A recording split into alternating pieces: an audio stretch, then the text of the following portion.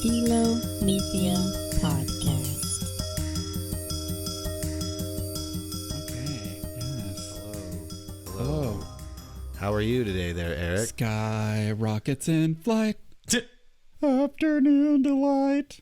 I'm good. Nice. I'm good. I'm glad the weekend is pretty much over. It was a long weekend for me. Really? Yeah. Well, yeah, you were doing a lot of... I had a pretty good weekend. Talking to the lady.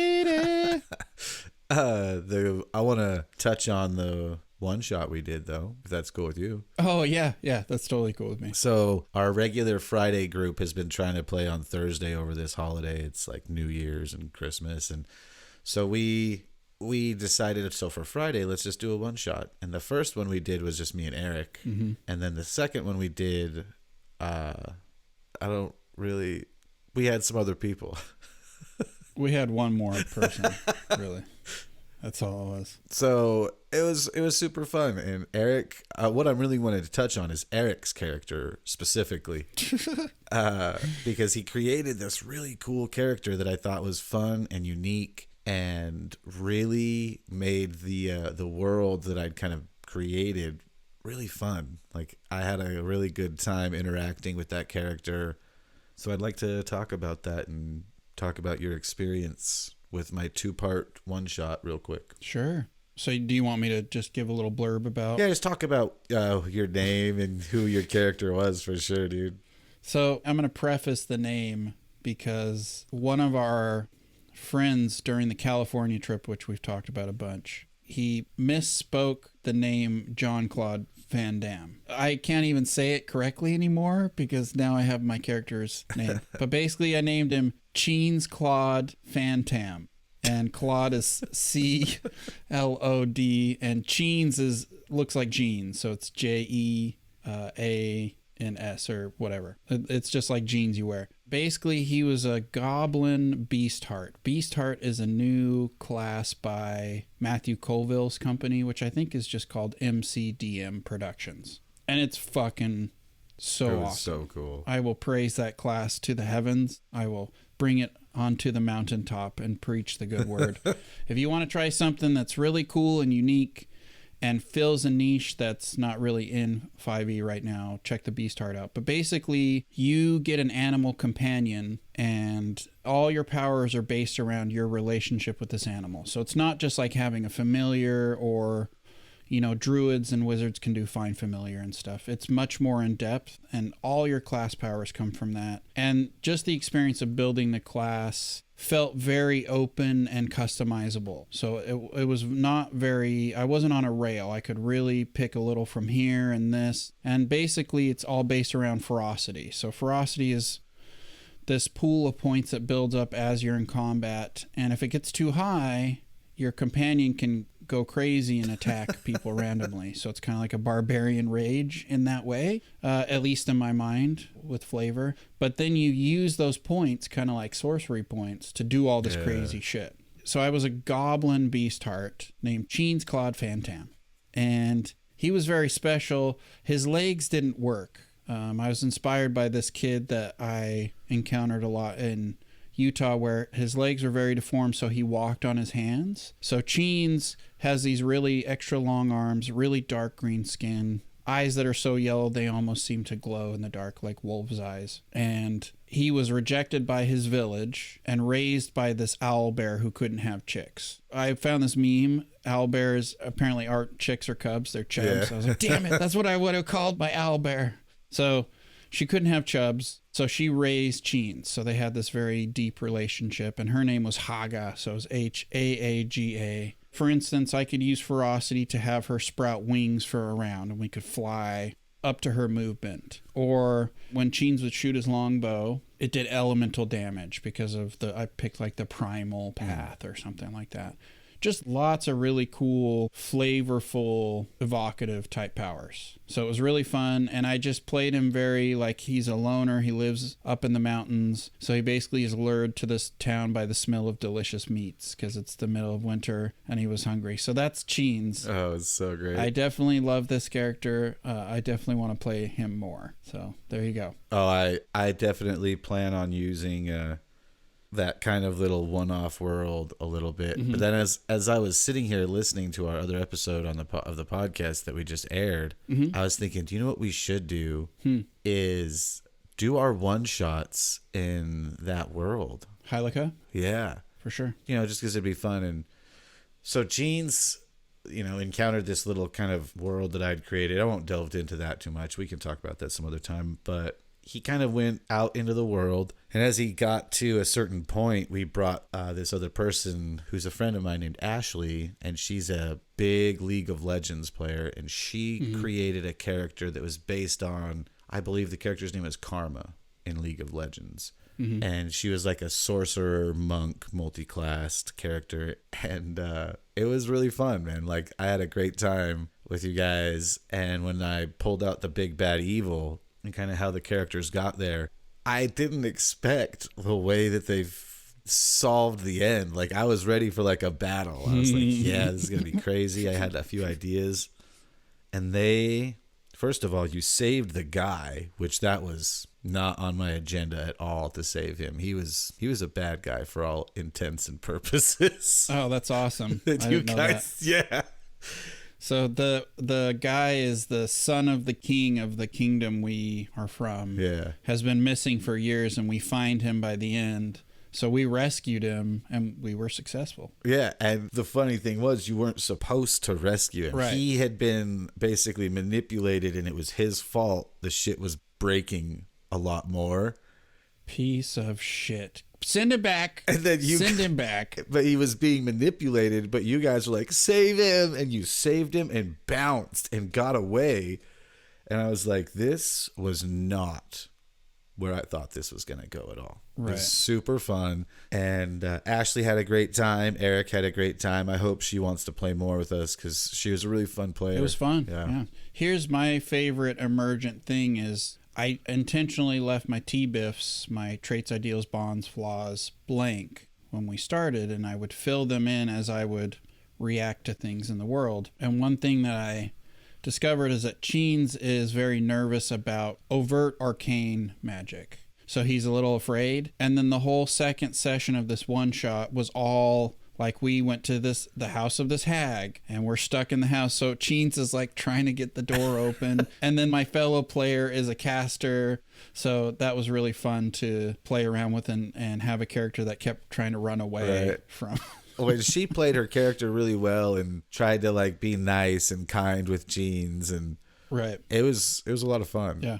It was fun. Super fun. Yeah. It was great success. Yeah. So yeah, we'll bounce out of that. We don't got to talk anymore about that. What do we have on the menu here, brother? I know that you have some stuff, and so do I today. So we had a couple of really provocative questions from Divine Panda. So props to him. Whoa, whoa. And so I really like these questions because they may not be things that I've actually thought about very much. It's funny, Ian and I, without talking, each delved into one of the subjects individually. So we'll see if we get through everything because we both went deep and we're both really long-winded. So Yay. we'll see how that goes. So the first one is magic items and how they tend to, there's a lot of complaint online about them breaking the campaign world or breaking the balance of the world and also taking away the motivation for a character to progress. Right. I think was the other big part of it, which is really interesting because you start to ask, okay, well, what is a magic item? In terms of in the game, what is it doing for the characters? Because we all kind of know, oh, magic item, like a magic sword, right? Sword in the stone, Right. Excalibur. We all have an idea of what that is. So that's the first subject. And then Ian, what did you delve into? Oh, I delved into min-maxing, multiclassing, really. I love that stuff. Right. And I got into it because of the original Conan campaign. To me, min-maxing is a thing that you would do in a Conan type situation that we played. Right. But we didn't really know that at the time. So when we created our characters, we weren't thinking like that. Right. And I think that if we were to go back and redo it, it would have been a whole different thing and we would have probably missed out on a lot of fun. But yeah, I delved into a lot of multi-classing stuff, really getting ready to talk about that. But I did do some magical item stuff. I know, I didn't like Cool. totally shirk that, but I felt more tuned to the min-max thing, because that's, me. That's my jam. I love that stuff if that's what we're doing. So. No, I think that's great. It's just interesting that we naturally were like, okay, I'm going to delve into this, and it wasn't really planned. Right. So that worked out well. And I think even though we're going to start with magic items, let's talk about what min-maxing is a little bit compared to multiclassing, because they're not necessarily the same thing. No. You can min-max a single class. Oh, yeah. So there's some differences, even though they tend to go hand in hand a lot of the time. So what's the difference between those two terms? Well, min-maxing would be where you're utilizing and really building upon a single attribute or a single style of play that that this, like, you could create a very strong DPS build that's a warrior based on strength. Their main thing that they do is just attack with that sword. Mm-hmm. So you build up any type of feats that you could use that increase your ability to output damage with a sword. You'd try to increase anything that you could that would give you another bonus if you wield, if you wield a great weapon or a sword weapon, or you would take that same thing. It's really stacking very hard on a single tier of your character. So you're basically trying to specialize as hardcore as you can, and I want everything to go into strength, so that when I swing my sword, I get the maximum amount of damage output, ability output, that kind of thing. And on the flip side, you have dump stats, which is if you're going to make a fighter, you might disregard charisma. Your charisma might be an 8, and you just don't care because you're only worried about that stat, or as you level up, you have to kind of widen what you're trying to do as you level up, depending on which way you go. There's a few things that will help you widen that or narrow down what you're trying to do with a min-max. And multiclassing, that's just taking multiple classes, but you combine those two things, and it's something. So you might be a wizard, but you might dip into fighter because fighters have action surge. Mm-hmm. So action surge, if you don't know, is one of the coolest multi-classing features, which is so good. You get 2 actions every turn. So if you're a wizard, being able to cast fireball and then lightning bolt, or mass cure wounds, you can do basically twice the amount of things. It's pretty crazy. It's wild. Yeah. Also, DPS, for those who don't know, means damage per second. That's so it's a online kind of term, like a WoW term, that kind of thing. But DPS characters are like sorcerers and wizards, or somebody who's doing kind of damage to a lot of creatures, that kind of thing. Mm-hmm. The interesting thing about min-maxing and multi-classing a lot of the time is that it comes down to the numbers. Oh, yeah. So you're really focused on the numbers of your character and boosting certain numbers, essentially. Mm-hmm. So even just in small increments, because it matters in the end game. If you get a +2 or a +1 to these 3 different things over a few rounds of combat, that's another 15 damage that you were able to output. Right. And I've definitely been put off by it in the past. You could be put off by that, where if you want to be really into role-playing, that might be not your thing, and that's fine. But I think it's definitely a valid form of playing. And you think about video games, it's almost all about min-maxing a lot of the time. So it has its own tradition. And like Ian was saying, there's certain campaigns where that is the type of character you want to make if you want to have fun. Mm-hmm. If it's all about killing monsters and there's going to be demons coming after you, you really want a character that's specialized for killing demons. Killing demons, for instance, which Ian has done, I've definitely. That is a little bit of info on that. So we're going to try to get through all this in a timely fashion. Yeah, we'll see. I think we might be able to touch on it. We won't be able to delve in deep, but we'll be able to talk about it for a minute. Right. And I think it would be fun to actually build a min-max character, not today, but in a future episode where we think about it and really build something maybe a little higher level, on the doorstep of tier 3. So level 11, 10, 11, something like that. Oh, yeah, we totally should do that. I think that's a great idea. Okay, so magic items. As I was thinking about this, because a lot of the complaints I heard online are from dungeon masters There's some player complaints, but I think players like magic items. Oh, yeah. And if I have my player pants on, getting goodies is awesome. Oh, please give them. Yeah. So just give me all the things, because my assumption is, look, it's up to you as the dungeon master to, if it's overpowered, look, you gave me this thing, you figure it out. That's not my problem. My problem is that I have this thing and I should know how to use it. So as a dungeon master, though, really as a player too, but my philosophy is fiction first. And that is a term that comes from Blades in the Dark. Yeah.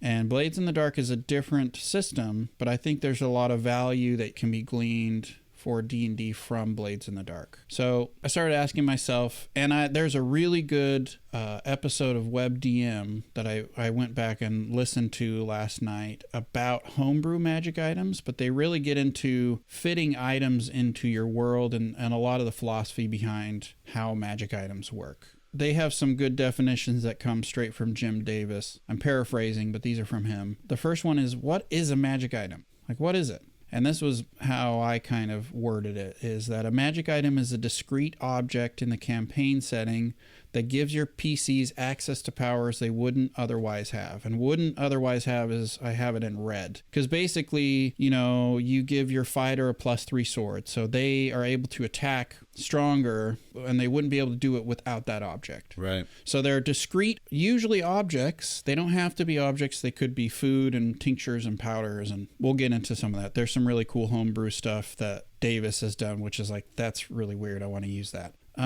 They're also part of the reward structure for players. So players expect to get magic items from their DM as they adventure, right? Oh, yeah. They're also part of the inherent magic of the setting. So it's a good way to showcase how magic functions in your setting. So that's what I thought about, was if you put a little more thought into it, they can be a cool way to inform your players how the magic is going to work in your setting specifically. Even if you're doing, we're playing in Faerun, this is your Faerun. Once you start to play in it, you as the DM get to dictate how it's going to be. Right? Oh, yeah. A lot of the complaints from DMs I saw online were that they couldn't threaten their players anymore. Like there was something the players could do, work around a threat that the DMs were presenting. Some of this, if I'm being honest, sounds like lazy DMing or ignorant DMing, like not in a judgmental way, but that they just don't either have time to get into planning more, or they don't know enough and they're just frustrated. They're like, help me, my PCs are doing this, what's going on? So one thing is that most DMs seem to be overly concerned with the mechanics of the item.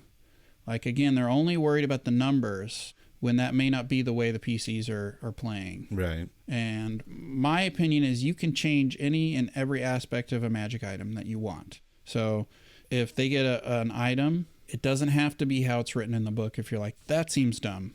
And I always tell my players, and all of this is going to come down to communicating with your players, but I always tell my players, yeah, look at this feat, or you can have that magic item, but realize that I retain veto power. So if this is too crazy, we're going to adjust as we go along. So my players explicitly know if this is too much for the DM, he's going to nerf it a little bit. So a lot of this comes down to, are you communicating with your players? Are you talking about your frustrations? Are you dealing with the issues like we've talked about in episodes past? Right. And a lot of this also comes down to what kind of campaign, adventure, session are you running? If you're running a one-shot, having really overpowered magic items is probably a good thing.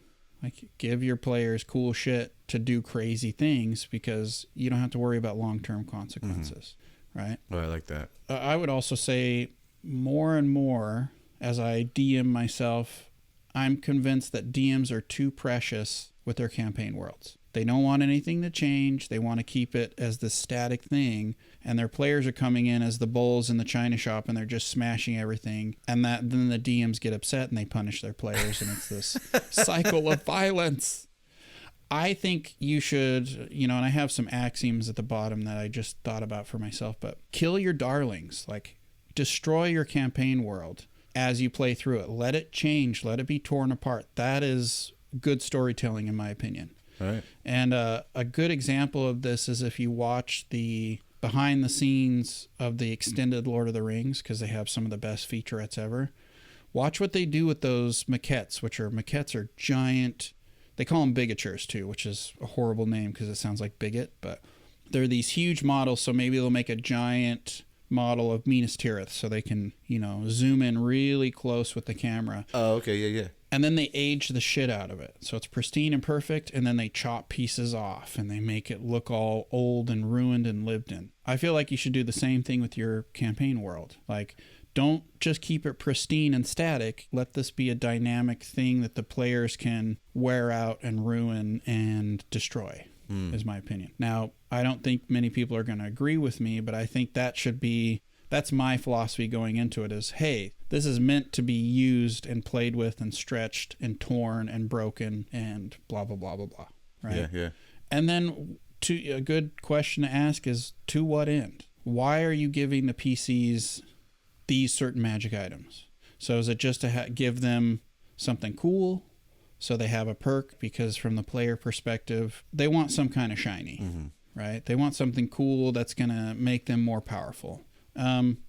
And then I think that also goes into, if it's sapping the player's excitement for progression, ask yourself why. Yeah. You probably gave them something that was too powerful for their level, if that's the case. And we'll get into that in a little bit. There's the DMG, of course, has a procedure for this. But yeah.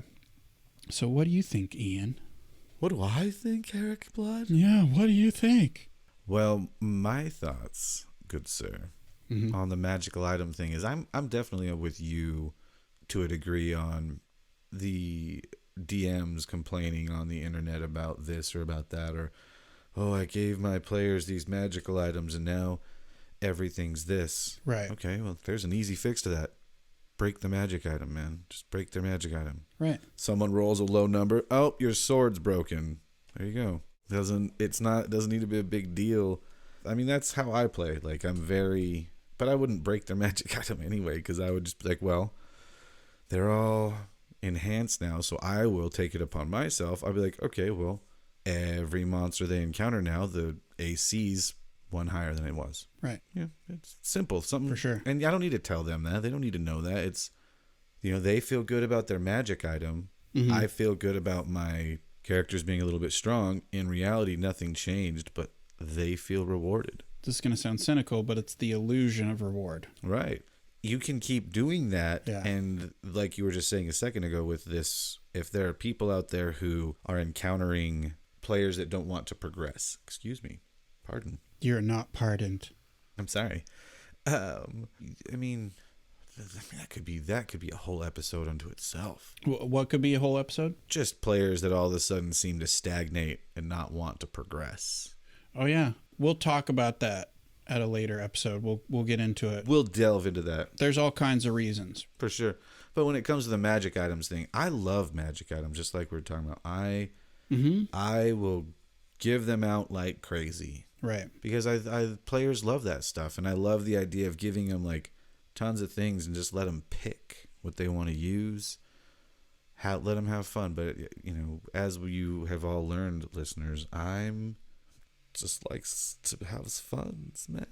Just likes to have fun, man. I'm the guy that's like, oh, we're starting at level 12. Give yourself magic items. You want a +3? Cool, dude. Do it. Because I don't rely on like the combat being how you have to progress even in combat. You can do other things. So sometimes that cool +3 sword, they may not even ever use it, man. Right. And the thing that I've really come to, my personal conclusion is balance is bogus. I don't give a shit about game balance. Right. I've never worried about it planning any session. In fact, my opinion is it's a good encounter if we're talking about battle, because a lot of this seems to be based around making players feel threatened or killing players, is that it's a good battle if one of the PCs goes unconscious. Yeah. That means, okay, they're feeling on the brink there.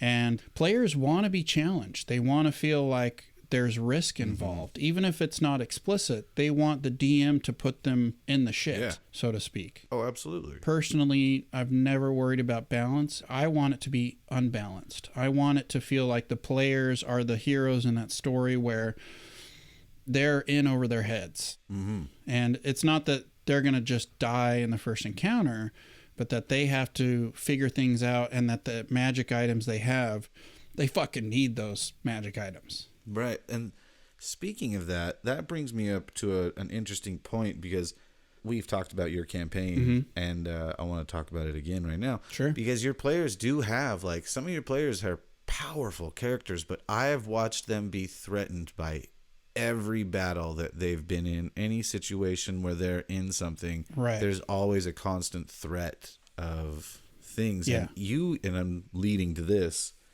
you even gave them these, like, unique magic things. Yeah, yeah.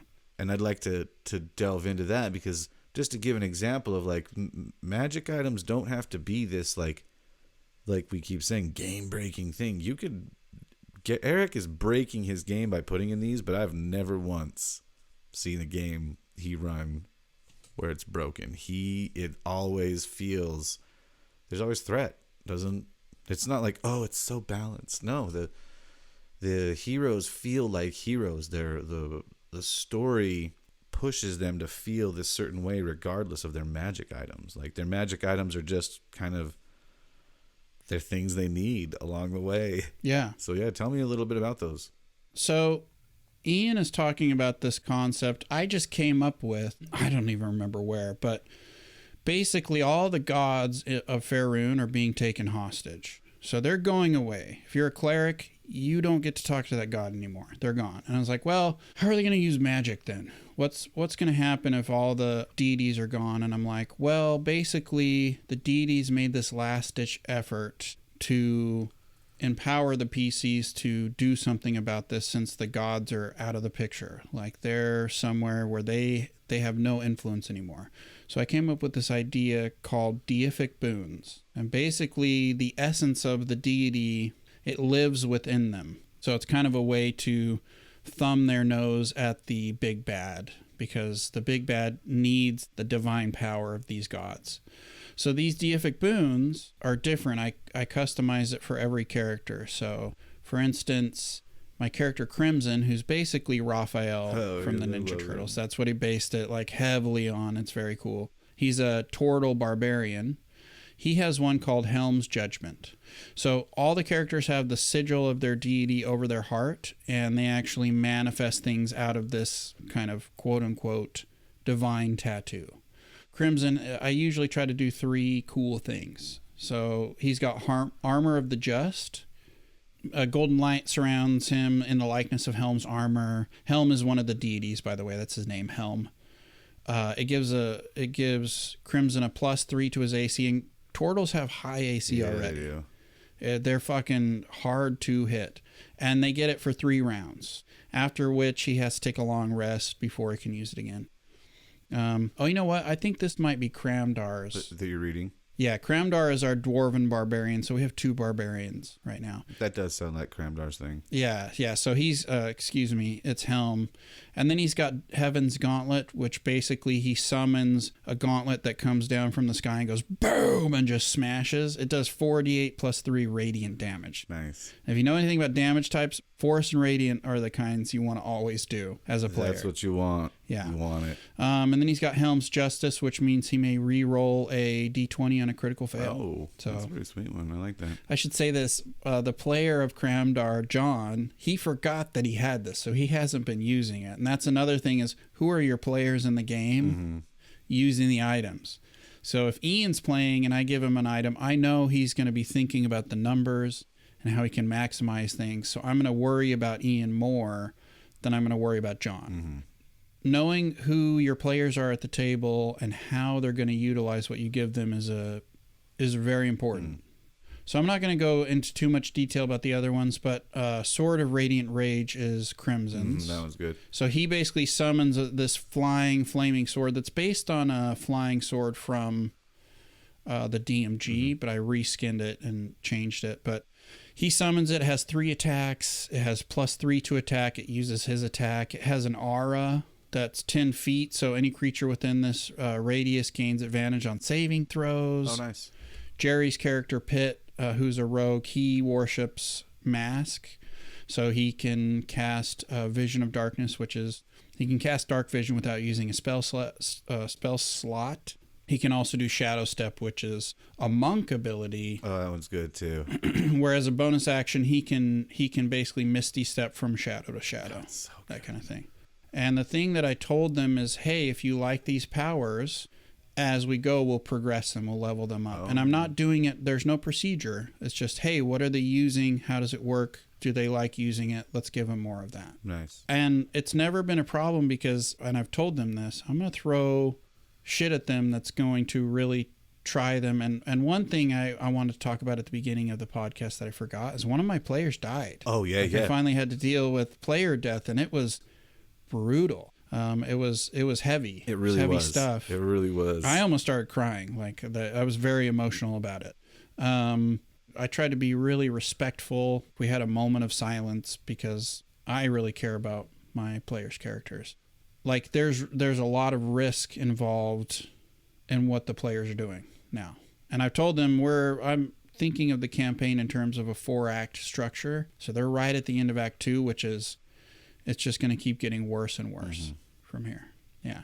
So that's I haven't had much negative experience with magic items. Right. That may change if I have a player who really is weaselly about how they use something. Like they're just trying to maximize something. It's talking to me right now.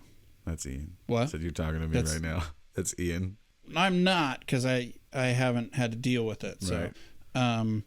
Yeah, that's really how Deific Boons I like works. that. When you popped that out, it was cool, and it made me think of this other, it reminded me of what I was doing with Forged, kind of, but such a more elegant way of it.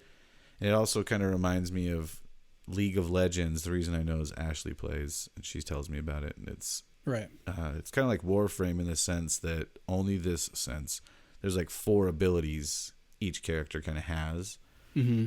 And as you've been talking about these Deific Boons, I'm like, that should have been what I did initially with those powers that I was giving everybody. Right. Should have just like cut it to 4 and made them kind of basic. Right. Just something that does something. But yeah, that's a really cool way. But I think that thinking of this magical item situation, when we started Conan, we were given tons. Insane magical items very quickly. Yeah. For sure. Like I remember, we can get into the one character here in a second, but I remember when we were, sorry, I just about swallowed my mic there, guys. That's what she said. So as we played, we were, our DM, John, really wanted us to be powerful quickly. Like we've said, we were getting double experience, and we were just getting thrown. We were getting thrown magical items, gold. Like we were beyond filthy rich. Right. By like level 8 or 9. We were ridiculous. Right. And that does happen when you fight giants a lot. You can run into some situations. Especially if you have like double XP and I feel like double XP is PC steroids because you're literally within 2 weeks you go from like level 3 to like level 10. Yep. And it's really that extreme again in game world time. I remember one of the original magical items that I was given was that I'm just going to talk about the 2 that Luthien was given before he died. Mm-hmm. And I got Armor of the Dawn relatively quick. Mm-hmm. Now, Armor of the Dawn lets you pick one kind of damage type each dawn, and you're resistant to it. Oh, right. I remember that. Right. And it was like, I'm a druid, so I had proficiency with this armor, so it was not a problem for me. But all of a sudden now, my character has resistance to fire everywhere we go. Right. And that's, pretty crazy for how low level we were. And then I was given these things called the Bracers of Time. And I don't even have time to get into what those things do, but it was absurd. They were crazy. They were insane. It was insane what I could do with those things. And that was just my character, Luthien. And I didn't have a lot of magic items because my guy was already pretty powerful. So I was like, well, the only thing I ever want is like, give me, oh, wait, I did get the moon sickle in the end too. Yes, you did. I remember that. But the main thing I would want is like I just want like a homebrew magic item to like give me +1 to my spell attack or give me +1 to my spell save DC. And our DM gave me those types of things like 3 times. Oh, we basically got everything we requested. Right. If we thought of like, it. I want this. He's like, all right.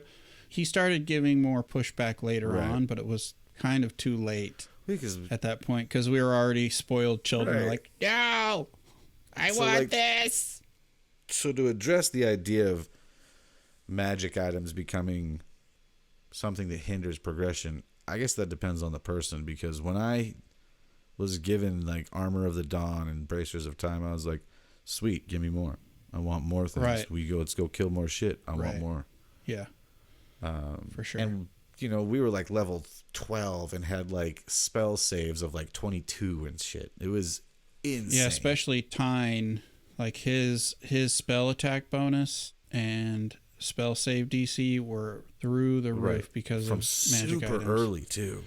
Yeah, And he and I both ended up getting like Robe of the Arch. I was just gonna talk about that because that and Staff of the Magi and super crazy. So going on to talk about some other random magic items that I think are a lot of people when they encounter these, they're like, that's game breaking. Right.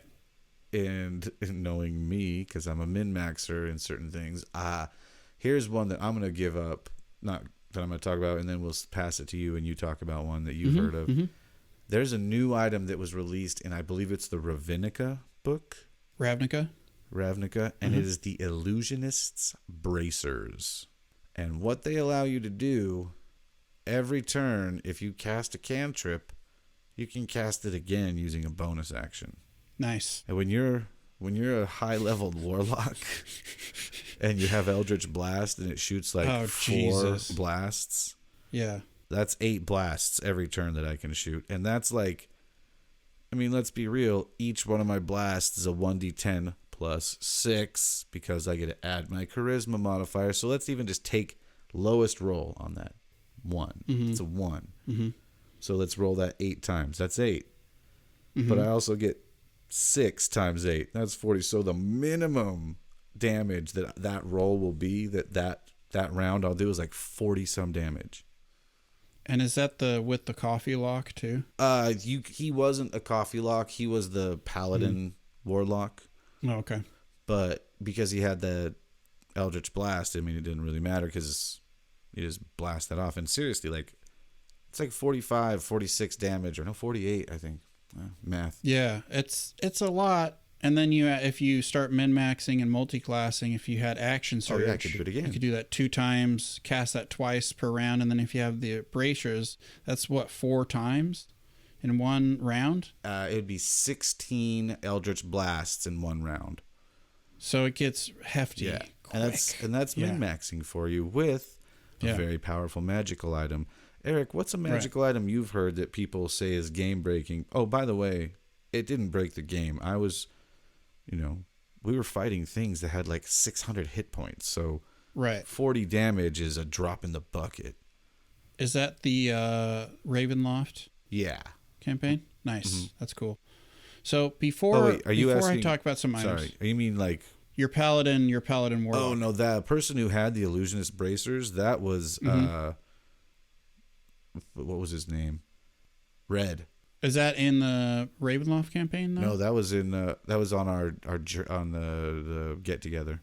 Oh, right. That's how he was just like. I didn't realize he had those during that. That's cool. Yeah, so he would. I mean, each round it was basically 8 Eldritch Blasts every time. Every time. Yeah. So, but yeah, tell me one that you found that was. So before I do that, I'm going to back up a little bit and talk about magic item level. Oh yeah, good choice. People don't usually talk about it in terms of level. It's called rarity.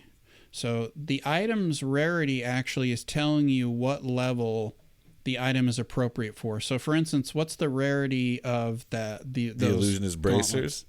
Yeah. That is a fantastic question that I honestly am looking at right now because it's a very rare item. Okay. Perfect. So case in point. And what was the level? What was his level? Reds was 18, I think, actually. Level 18. Okay.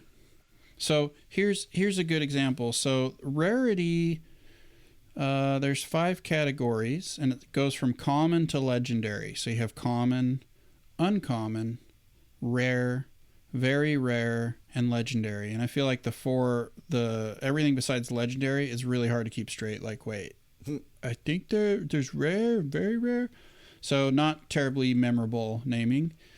But for instance, common items are for first level characters or higher. Uncommon, first level or higher. Rare, you're not supposed to get till 5th level or higher. Very rare, you're not supposed to get till 11th level or higher. And then legendary is 17th or higher. Makes sense. So very rare would be, according to, the DMG. This is from the DMG, by the way, and it is on page 135, right in the magic items section.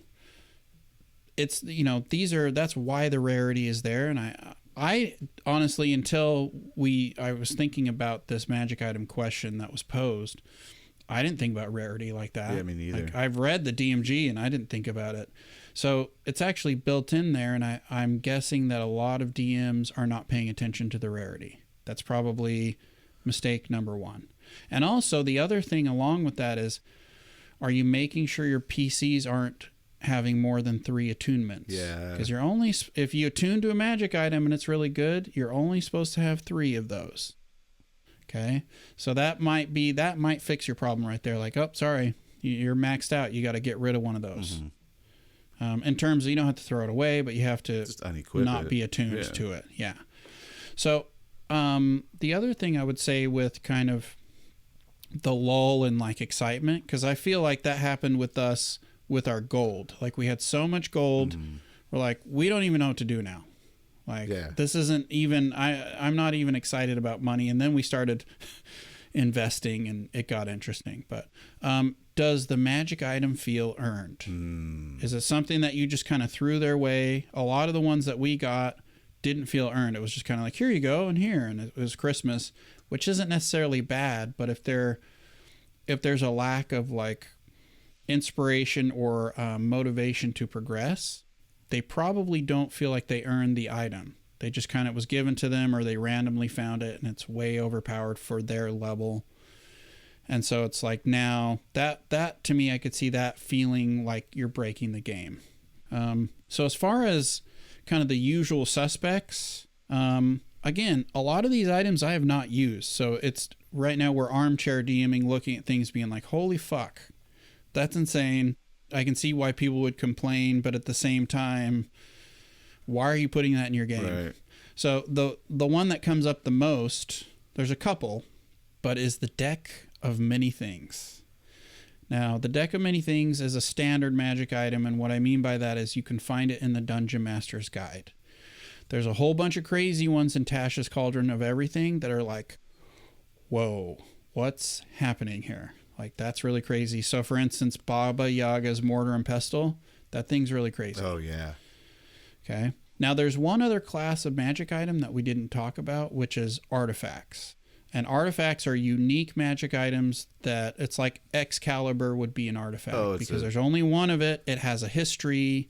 So a very popular artifact is Black Razor, which is an intelligent magic item. It's evil, that kind of thing. Switch, my second character from Conan, had a reskinned version of Black Razor. And so the Deck of Many Things is basically a tarot deck, and it's got all kinds of stuff. So it is on page 162, and I don't know this deck very well because I haven't used it. Because when you hear about what it does, so it's usually found in a box or pouch. This deck contains a number of cards made of ivory or vellum. Most of these decks have only 13 cards. The rest have 22. So 22, again, that's the number of cards in the major arcana. So, for instance, I'm looking at the name of some of these cards. There's the Sun, or there's the Jester, Balance. So these are really heavily inspired by a tarot deck. Right. And each of them does really crazy things. So you can, if you pull a card, you can suddenly get transported into an extraplanar prison if you pull the wrong card. Or you can, what's some of the other ones? God, some of them are so fucking crazy. Really crazy. So Sun, for instance, you pull a Sun card, you gain 50,000 XP and a wondrous item. Wondrous item is just something that's worn, essentially. Or at least that's what it's supposed to be. There are some like I don't remember what it's called. It's that engine thing that has all the spider legs that you can get into and like go underwater that John wanted us to get at the end of Storm King's Thunder. That's also considered wondrous, which is weird, but it's usually stuff that you wear and blah, blah, blah. So you pull Sun, you automatically get this. 50,000. If you pull the Skull card, you summon an avatar of death, a ghostly humanoid skeleton clad in a tattered black robe, carrying a spectral scythe. It appears in a space of the DM's choice, blah, blah, blah. If anyone, the avatar fights you until you die, or it drops to 0 hit points, whereupon it disappears. The Moon, you're granted the ability to cast the Wish spell 1d3 times. What? The Fool, you lose 10,000 XP and discard this card. Draw from the deck again, continuing both draws as one of your declared draws. Wow. So basically you draw 2 more, you pick one of them. So there's all kinds of crazy stuff. High risk, high reward. Yeah, that's cool. Now, I would love pulling that thing out on new players. That sounds crazy. Here's my opinion. If the item is legendary or artifact, that is designed to be, you're supposed to build an adventure or campaign setting around that object. You don't just, if you're handing that shit out willy-nilly, it's your fault that the game is broken. Because the deck of many things could dramatically change your campaign world in ways you cannot predict. Oh, yeah. Just like the Wish spell in general, you could say the Wish spell is game breaking because you can, it's high risk, high reward. You could change, you can go back in time and change something, or you could not be able to use magic anymore, essentially, not cast that spell.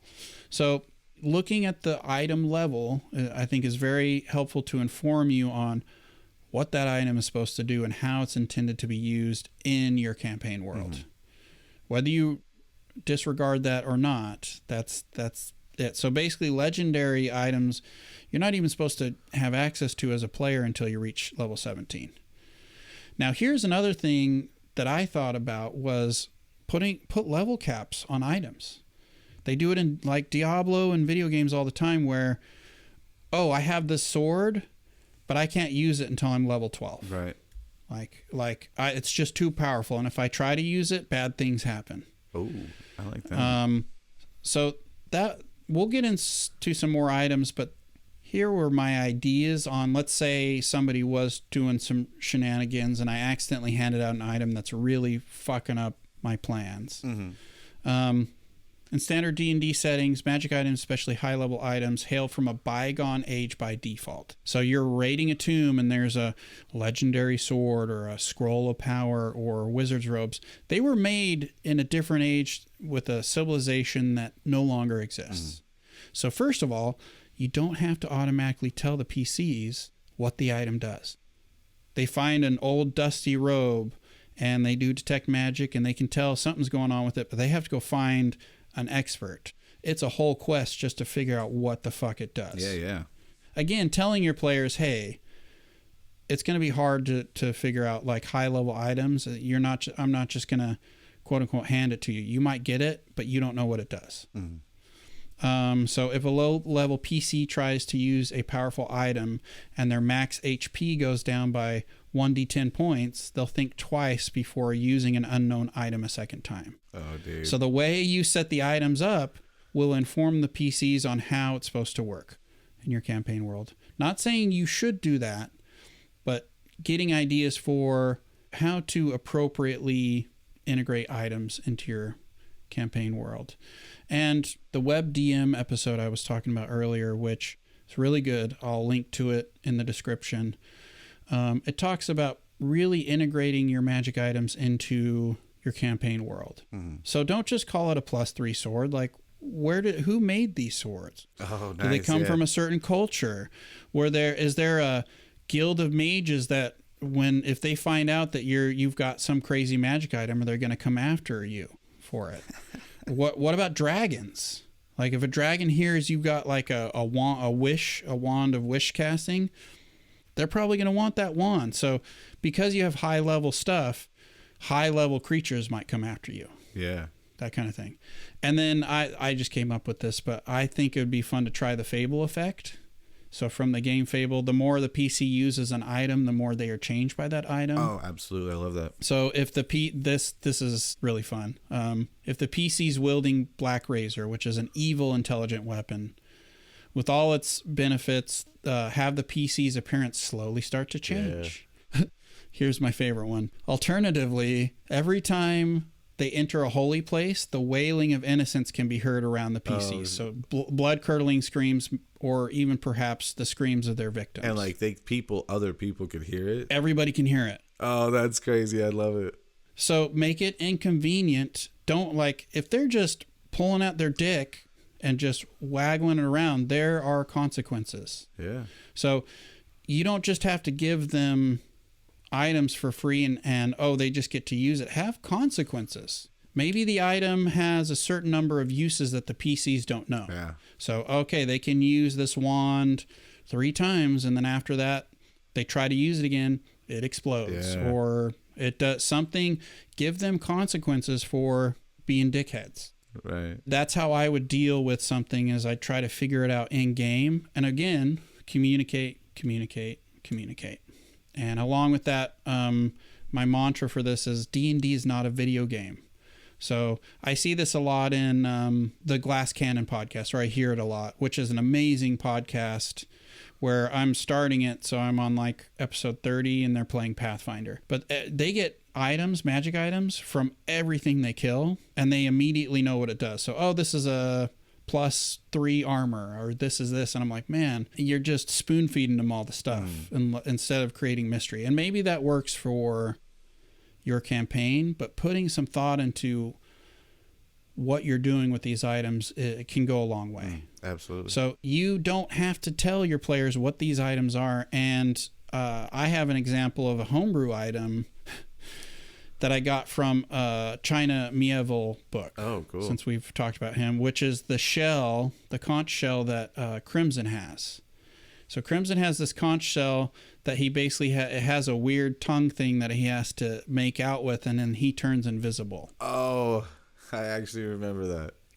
I didn't tell him what it did. He got it, and for like 6 months in real time, he just had it in his inventory. And then one day he checked it out more, and he was able to figure out what it was and how he can go invisible. And Tim, if you're listening, you need to stop listening now. Don't listen to this next part. That's the player of Crimson. I might do a thing where if he keeps using it, he starts to turn a little invisible. Like he notices his hands are always starting to be a little translucent, or, have consequences. Just like if you use a powerful drug too much, your body's going to feel that. You're going to go through things. So you start to ask questions about how does magic really work in your campaign world. And again, I think if you have a legendary magic item, that's similar to owning a priceless Da Vinci painting. People are going to want that, and they're going to constantly try to steal it from you. So how are you securing that magic item? Are you just like, you have it on the road? You have Excalibur strapped to your back on the road? It's just out there hanging out. Yeah. As a DM, I'm going to have no problem in thieves trying to come steal that from you, or rival parties trying to come fight you because you have the cool shit. Yeah. And I'm not going to be, I'll tell my players like, hey, look, these items are highly prized in your world. Expect to have people come after you, and monsters, and this, and all that kind of thing. What was this other thing? What I call the law of consequences. So for every PC action, let there be an equal and opposite DM action. Oh, okay. So if the PCs fuck around, there's going to be some kind of resulting consequence for that. That doesn't mean I'm going to punish my players. It means, hey, if you do stuff in the world, the PCs may not like you casting high level magic in their town square. Right. They may not take kindly to that. And there might be magic police that come after you if you're, like think Harry Potter. If you do certain things, the big organization's going to come after you. Yeah. Right. Last thing I'll say, and then we'll move on, but introduce the idea of a fatal flaw. So put a hidden weakness in the magic item that if it does this or it gets used in this way or it gets hit wrong, so there's a small hairline fracture in your sword. So if you roll a 1, that thing breaks. Man, it's gone. It's gone. Yeah. Or it explodes. Something bad happens. For sure. Shit goes really bad. Oh, yeah. Really, really bad. Crazy right? bad. For generations.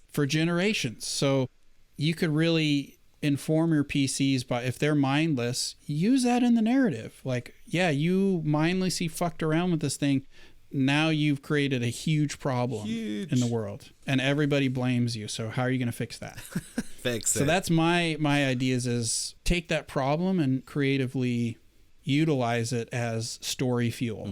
Again, I'm biased. I'm going to go fiction first every time. Yeah.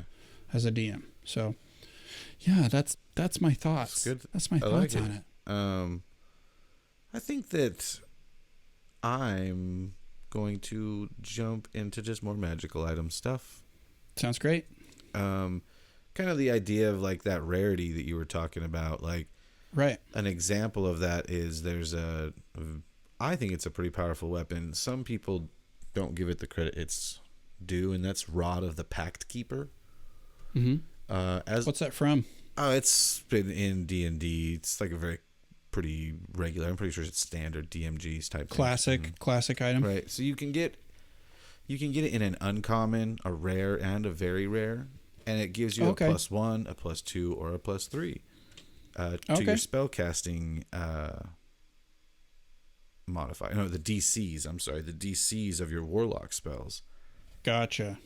But it also allows you, once a long rest, to restore one of your warlock spell save slots. Now, if you know anything about a warlock, their spell slots are a little different than the rest of everybody's. So right. You don't need to get into it, but being able to get one warlock spell slot back is huge.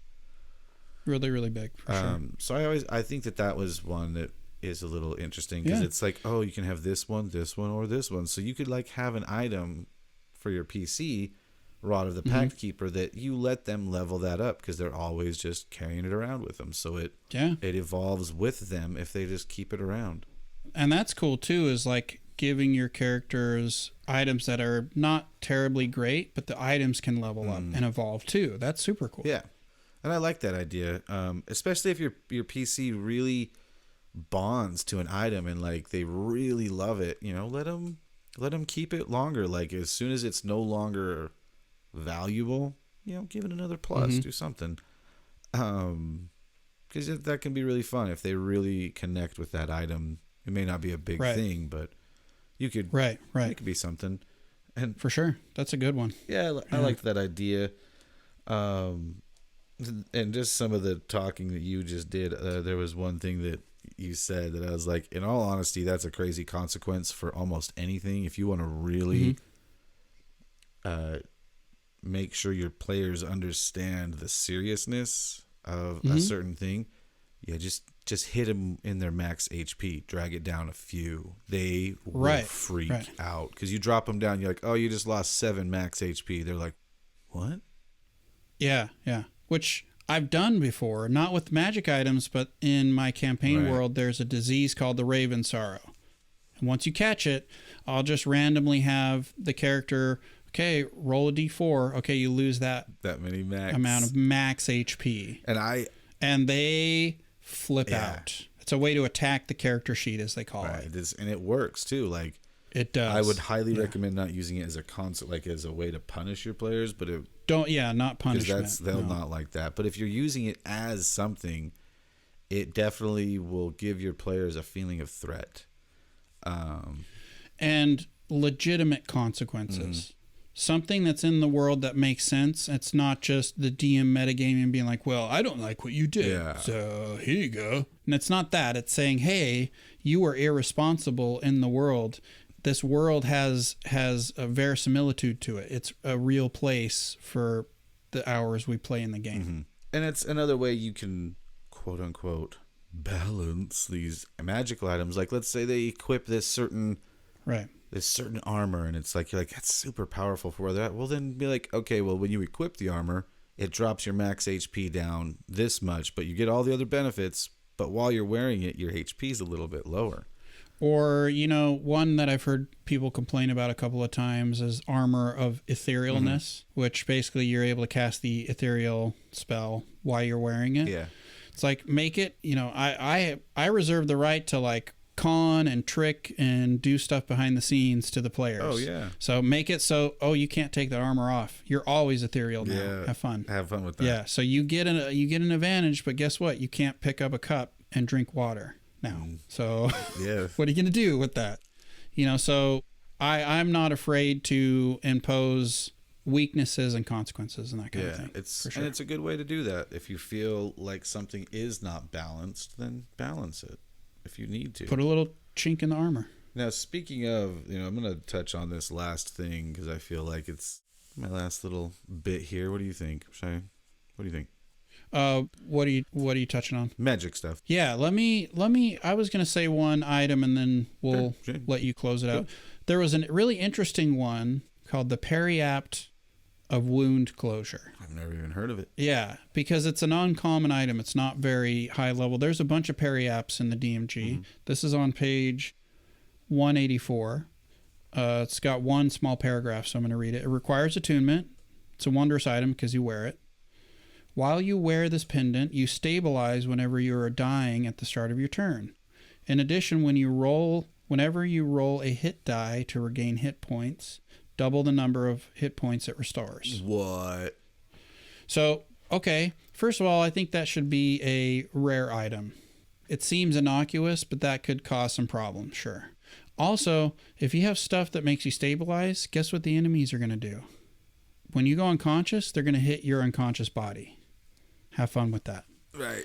So there are ways, again, I'm going to think about, okay, well, I'm not just going to take that away. But logically, especially if the monsters or enemies are smart and they see you stabilizing, they're going to make sure you die. Yeah.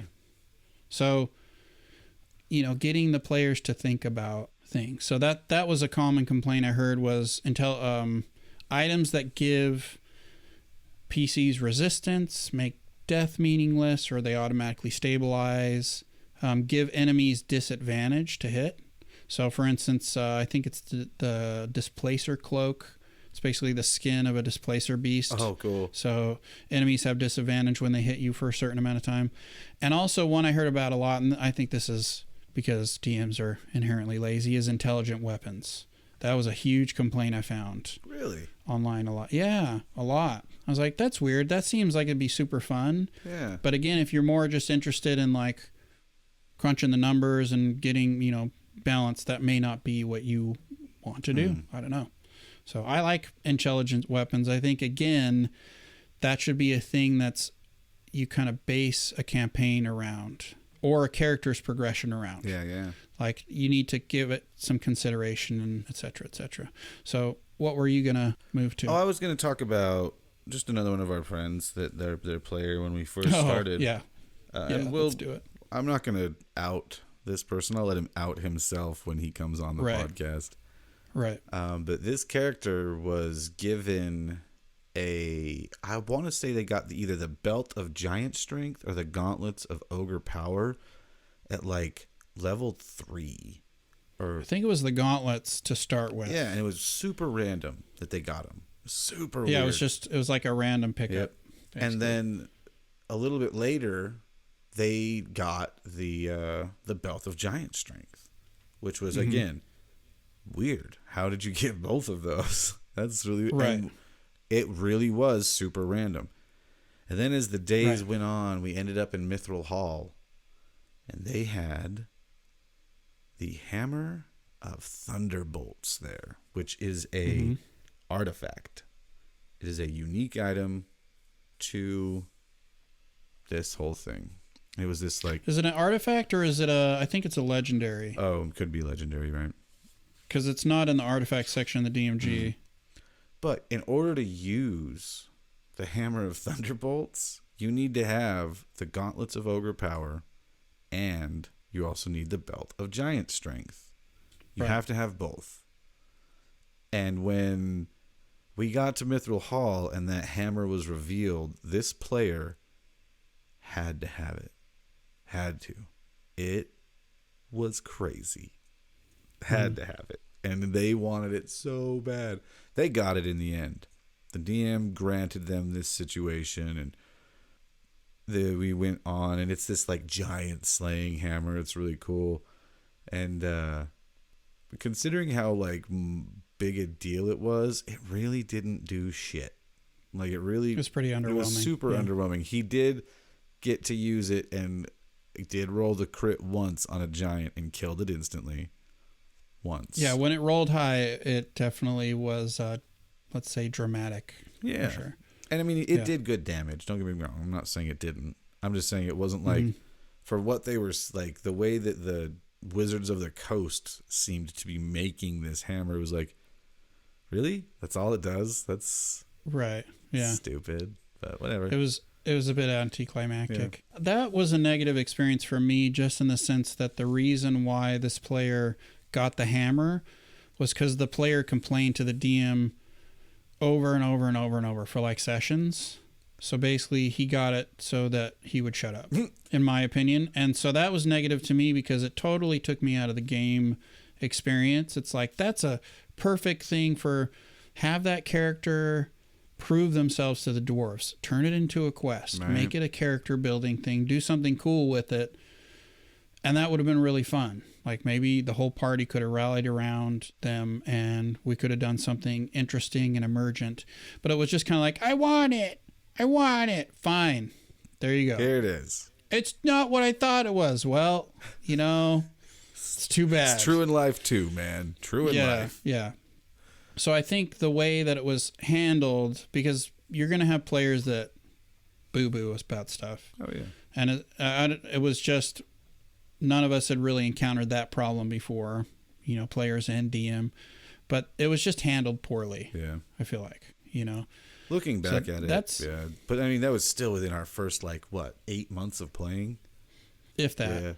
Yeah. It was right after we had just hooked up with Zephyros, and I don't even know if we had gone to Yak Folk Village yet. No, we hadn't. Not yet. Because it was Luthien and I'm not going to say the other characters' names right now, but they jumped on that dragon, remember? That's right. The party split. Yeah. We didn't stay split for too long, but... We didn't, yeah. Because I don't know if this is the reason why, but the minute we were split, I was like, I don't want to fucking sit here during session and split, so fix it, DM. And he fixed it. Well, it was interesting because my character, Pac, my first character, Pakun, he had a really hard time saving against fear condition. So that dragon showed up on Zephyros' tower, and this was the first time we had met Zephyros, and he gave us spells, and we got a bunch of cool stuff. It was fun. And I remember it was this is kind of off topic, but I've been meaning to talk about this. I couldn't have him, he just couldn't save against the fear. Every round, he was just kind of in the corner, terrified of this dragon in this closed space. And then his, the Tressum, Mlem, who kind of was the secondary character I ended up playing. But Tressums are winged cats. Winged cats.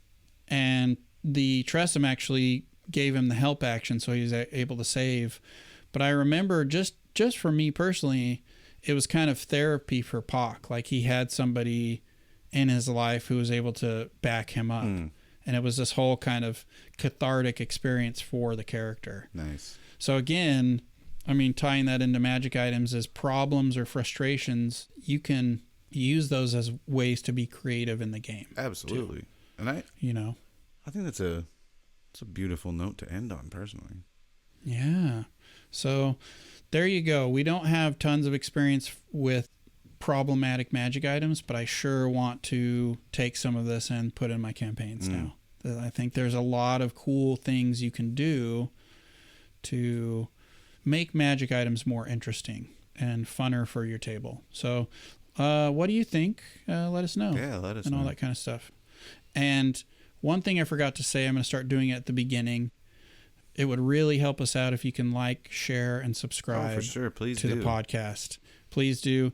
Let us know also where you listen to it. Our main kind of dropping point has been YouTube, but I think we get a lot of people on Spotify who listen and different places like that. So we're interested, but yeah, please like, share, and subscribe. It really helps us out a lot. Yes, and thanks for listening. Thank you. Thanks for listening, people. We appreciate it.